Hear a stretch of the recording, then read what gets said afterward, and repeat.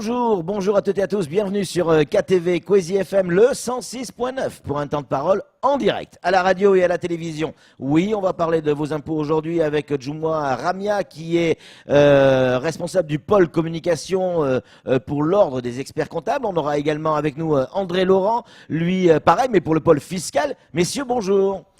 Bonjour. Bonjour Patrick. Merci d'être avec nous. Alors, on va y revenir autant de fois que nécessaire, si vous êtes d'accord, bien évidemment. C'est une première opération qu'on tente aujourd'hui, d'essayer de comprendre véritablement comment on va se passer ce prélèvement à la source. On va le faire en deux étapes. La première étape, on va penser d'abord aux salariés, c'est-à-dire les personnes qui vont payer leur impôt au travers d'un prélèvement à la source. On rappelle la base. Ça veut dire quoi, prélèvement à la source? Alors, André. En fait, le prélèvement de l'impôt à la source Oui. consiste à, disons, retenir l'imposition de manière contemporaine, c'est-à-dire que le salarié n'aura plus à, comme vous le savez, antérieurement, il déposait une déclaration de l'année N-1 Oui. et il payait son imposition l'année suivante. Alors, avec la mise en place du prélèvement à la source, il paiera son impôt de manière périodique, c'est-à-dire tous les mois, à partir de janvier 2019, sur 12 mois. Oui. Donc, en fait, ce sera, disons, une simplification pour lui et pour simplifier un petit peu le mode de recouvrement. Alors, la différence, c'est que ce sera un prélèvement à la source, ce sera un prélèvement tous les mois. Oui, mais pas sur son compte à lui. Ça sera sur le compte de son employeur. Tout à fait, puisqu'en fait, pour la mise en place du prélèvement à la source, les collecteurs employeurs, que ce soit du secteur privé ou du public, se chargeront de collecter l'impôt sur le revenu et de le reverser par la suite à l'administration fiscale. Donc en fait, le salarié contribuable, usager, sera déchargé de cette démarche, si on peut dire, de régler son imposition.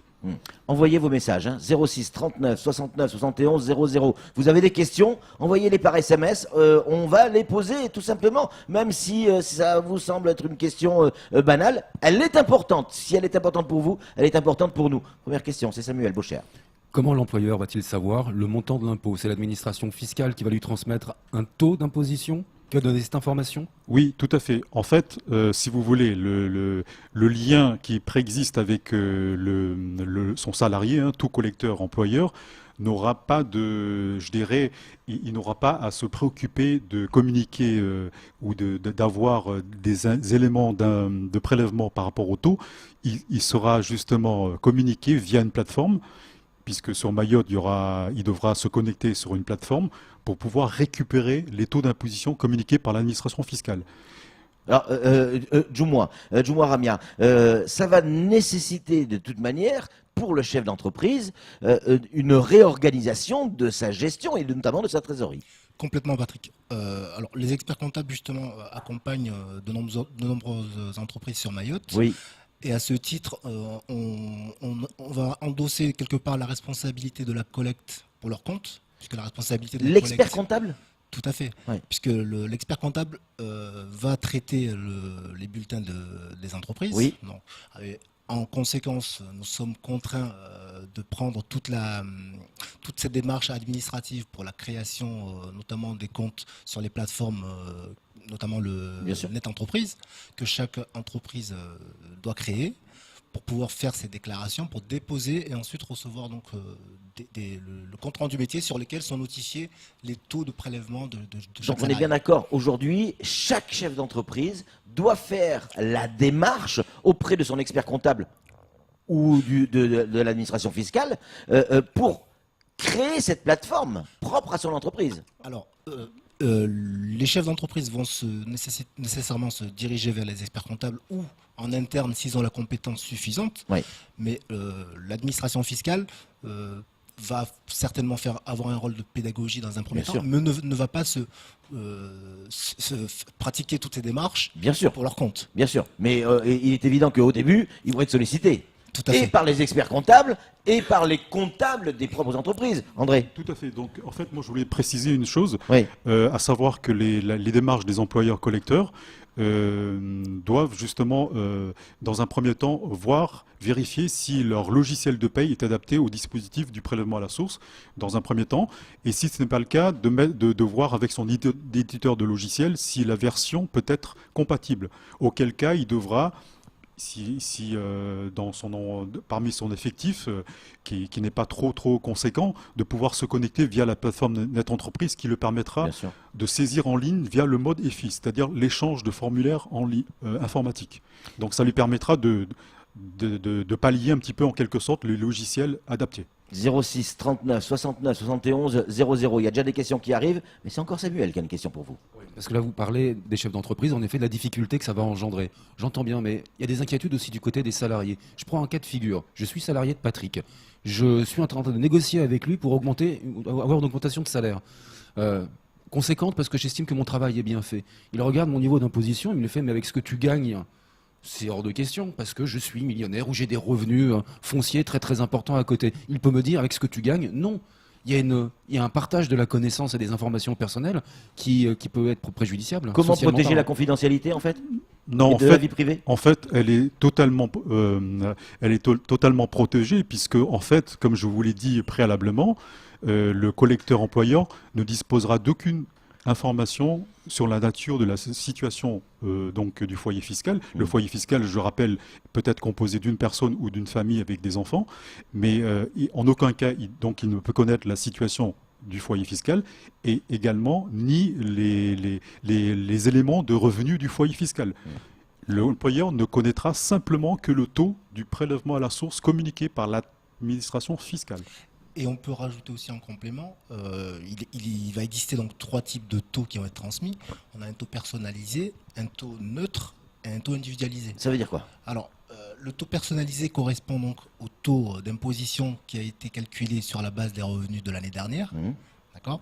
Le taux neutre, c'est justement, pour répondre à Samuel, ça va éviter, si le salarié ne souhaite pas que son employeur connaisse son taux d'imposition, à ce moment-là, on va se diriger vers une grille qui a été établie dans la loi de finances sur la base des différents niveaux de salaire sur lesquels l'employeur va prélever le montant à reverser.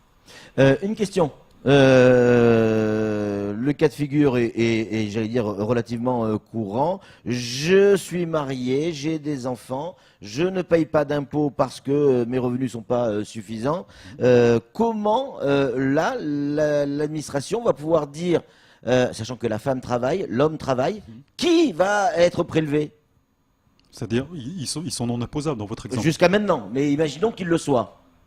Qui va être le foyer fiscal? Le foyer fiscal, tout à fait. Qui va être imposé? La femme ou l'homme? Alors, tout à l'heure, je vous ai dit qu'il y avait trois taux d'imposition lors de mon précédent propos.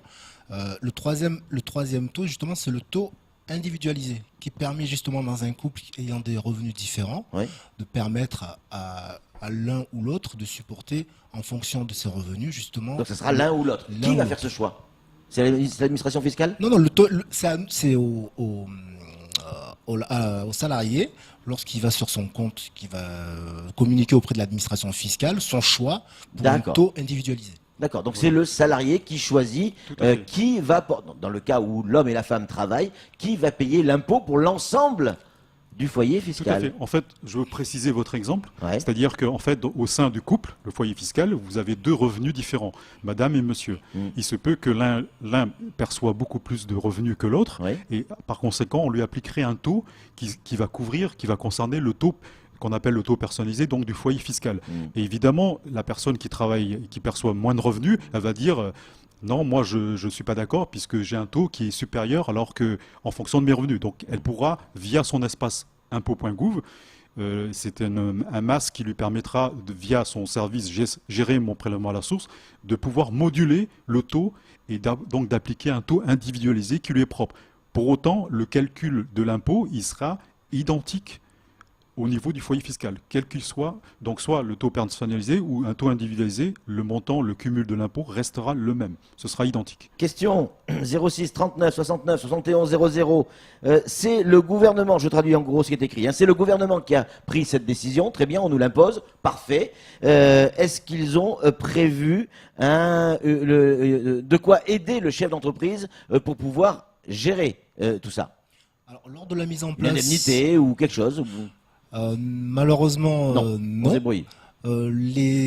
Pour les employeurs, donc si je prends l'exemple de la métropole, les experts comptables gèrent environ 5 millions de bulletins de paye tous les mois. Donc ils ont fait partie naturellement donc, du comité de pilotage de la mise en place du prélèvement à la source. Et naturellement, ces employeurs vont se retourner vers les experts comptables, ce qui va nécessiter un surcoût de travail, surtout à Mayotte. Hein. Je ne parle pas au niveau national, puisque en métropole, il existe ce qu'on appelle la DSN. Je ne sais pas si vous savez un peu ce que c'est la déclaration sociale nominative, qui est une plateforme de déclaration qui simplifie beaucoup les échanges entre les différentes caisses et également l'administration, du coup, avec la mise en place du prélèvement à la source. À Mayotte, il faut savoir que la DSN n'existe pas. On se dirige directement sur le site de Net Entreprise pour créer donc le compte de Passero, où toutes les démarches vont être faites de manière manuellement. Ce qui va engendrer un surcoût, certainement pour les entreprises. Mais malheureusement, cette surcharge de travail qui va être plutôt répercutée sur les professionnels et également les salariés des entreprises, mais ça va aussi se répercuter sur les bénéfices ou peut-être même sur le prix des produits. Il va falloir cette surcharge, ce coût additionnel, ce coût supplémentaire, on va le retrouver quelque part, forcément. Encore des questions, et c'est le propre de cette émission, hein, tenter de répondre à toutes les questions. Et pour les travailleurs non salariés, qui payent les fameux TNS? Ça vous parle, TNS, travailleurs non salariés. Il y a des travailleurs qui ne sont pas salariés, qui n'ont pas le statut de salarié, mais qui gagnent quand même de l'argent. Comment eux vont payer leurs impôts? André? Les travailleurs non salariés, donc les travailleurs indépendants, hein, oui. Donc tous les professions libérales, etc., exact. entrepreneurs, etc., eux, ce sera sous forme de versement d'acompte. Et donc, eux, ils auront à prendre en compte les bénéfices qu'ils pourront moduler en fonction de la saisonnalité de leurs revenus, puisqu'effectivement, les travailleurs indépendants, ils ont des variations de revenus qui n'est pas, je dirais, pérenne comme un salarié. Donc ça veut dire quoi? Qu'il n'y aura pas de prélèvement tous les mois? Si, il y aura des prélèvements tous les mois, mais c'est à eux d'adapter en fonction de la perception de leurs revenus. Donc, ils pourront moduler. Donc ça veut dire qu'il faut que le TNS, le travailleur non salarié, sache en début d'année ce qu'il va faire comme chiffre d'affaires dans l'année qui vient pour pouvoir imaginer ses acomptes. Non, puisque dès le 1er janvier 2019, oui. Donc en janvier 2019, il pourra adapter d'ores et déjà les revenus qu'il percevra au mois de janvier, puisqu'en fait le versement de l'acompte sera possible en fonction des revenus. Du chiffre d'affaires mensuel, donc. Tout à fait. D'accord. Et il pourra, par ailleurs, en fonction des variations de ses revenus, reporter les acomptes sur 3 mois, de manière trimestrielle, donc tous les mois. Et la possibilité aussi, ceux qui verseront par trimestre, de le reporter également dans l'année. Donc ça lui permettra de faciliter et il n'est pas obligé de le verser tous les mois. Samuel.